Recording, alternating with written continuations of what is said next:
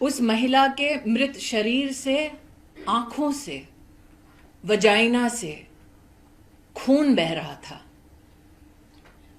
उसकी छाती पर वार हुआ था, पेट पर वार हुआ था, टांगों पर वार हुआ था, दोनों हाथों के नाखून टूटे पाए गए। निश्चित रूप से जब उसका बलात्कार हो रहा था, वो महिला अत्याचार से जूझ रही थी।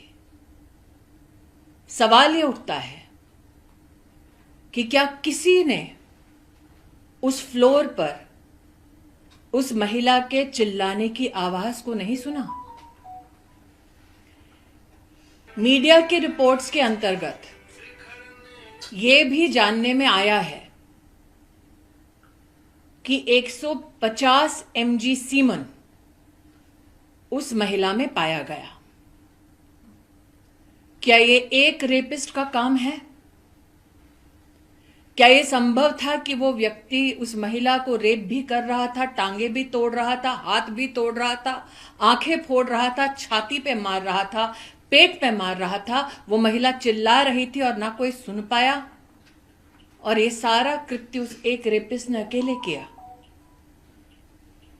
वो कौन है जिसकी वजह से अस्पताल में वो रेपिस्ट आश्वस्त था कि वो रेप करने के बाद घर लौट सकता है? वो कौन है जिसने इतने जघन्य अपराध के बाद भी अस्पताल के उसी फ्लोर पर रेनोवेशन जारी रखा? क्राइम सीन कितना बड़ा है? अस्पताल में ये किसने डिसीजन लिया? वो कौन है पुलिस में जिसने इस महिला के माता पिता को फोन कर कर ये कहा कि लड़की ने आत्महत्या की है? उस ऑफिसर के खिलाफ अब तक क्या कार्रवाई हुई है? उस ऑफिसर को किसने निर्देश दिया, इंस्ट्रक्शन दिया कि वो लड़की के माता पिता को ये कहें कि सुसाइड हुआ है?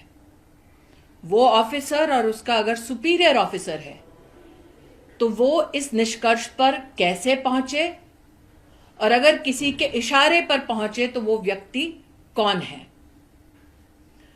सवाल यह भी उठता है कि रेपिस्ट निश्चिंत है, लेकिन प्रोटेस्टर्स पर मॉब आकर हमला करती है। यह कैसे संभव है कि गुंडों की एक फौज इकट्ठी होती है शहर में और पुलिस को पता तक नहीं चलता? यह कैसे संभव है कि गुंडे आकर, मॉब आकर अस्पताल में तोड़फोड़ करते हैं और मीडिया की रिपोर्ट ये कहती है उन चीजों के साथ तोड़फोड़ करते हैं जो शायद एविडेंस का हिस्सा है? आज मैं सबसे गुजारिश करती हूं, सबसे निवेदन करती हूं, हम में से कई हैं जो मीडिया में हैं, पॉलिटिक्स में हैं, साधारण नागरिक का जीवन जी रहे हैं। निर्भया के निर्मम कांड के बाद हम सब हिंदुस्तानियों ने आवाज उठाई थी। कानून में भी बदलाव लाया गया, कानून को सख्त किया गया। जुडिशरी में आज महिला के ऊपर हुए अत्याचारों के केस कितने समय से लंबित हैं, इस वक्त मैं उस पर चर्चा नहीं कर रही। जो प्रोटेस्टर्स इकट्ठे हुए कलकत्ता शहर में, वो शायद एक दूसरे को ना जानते हैं, ना कभी किसी ने किसी से एक दूसरे का धर्म पूछा, ना रीजन पूछा, ना जाति पूछी, ना वोट प्रेफरेंस पूछा। विषय है कि उस लड़की को न्याय मिलेगा या नहीं मिलेगा। मैं आज हर उस प्रोटेस्टर से जो सड़कों पर उतरा है इस महिला को न्याय दिलाने के लिए, उनसे कहना चाहती हूं, पश्चिम बंगाल के हर उस नागरिक के साथ जो इंसाफ की तलाश में है, पूरा देश एकजुट होकर खड़ा है। लेकिन हमें सवालों पर वापस ध्यान केंद्रित करना है।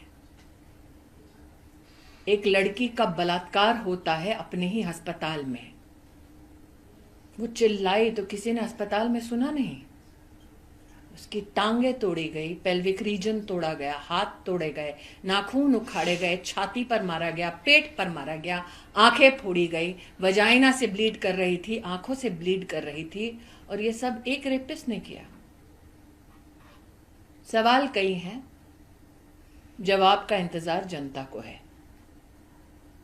मैम, मुख्यमंत्री ममता बनर्जी ने कुछ देर पहले ही अभी उन्होंने भी एक प्रोटेस्ट रैली मार्च किया है। उसमें वो कह रहे हैं कि जो मुझे पता चला कि आरजीकर में जाकर सीपीएम और भाजपा ने तोड़फोड़ की है 14 तारीख को। मैं दोबारा कहती हूं, तेरा रेप मेरा रेप की पॉलिटिक्स को बंद करें ममता दी। क्या अब लड़की के बलात्कार के लिए, उसके इंसाफ के लिए हिंदुस्तान की जनता तभी आवाज उठाएगी उस लड़की की और उस प्रदेश की पॉलिटिक्स को देखकर? और अगर ममता जी को लेफ्ट विंग से इतनी ही परेशानी है तो वो इंडिया अलायंस छोड़ दें। लेकिन प्रश्न ये उठता है कि मिचिल विरोध प्रदर्शन किसके खिलाफ किया?